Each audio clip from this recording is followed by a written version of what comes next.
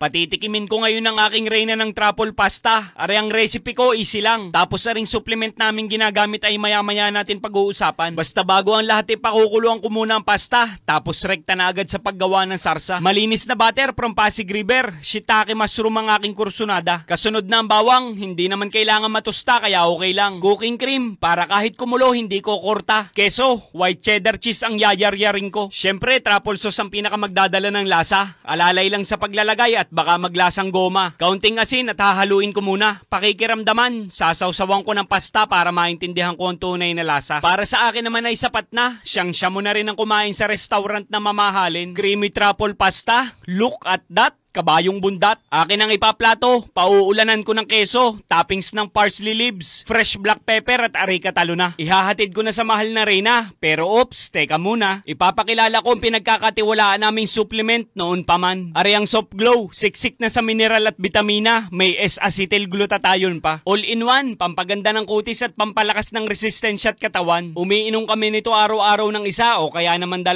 kapsula. Sa tagal ko naman ang ginagamit are kaya subok na subok ko na. Bibili mo ito sa Yellow Basket ko o sa mga online stores na ipapaskil ko sa mga komento sa ibaba. Ano pang hinihintay mo? Ang Soft Glow mo yung umpisahan mo na. At ikaw na mismo ang humusga sa dami ng magandang benepisyong makukuha mo sa kanya. Ay inang!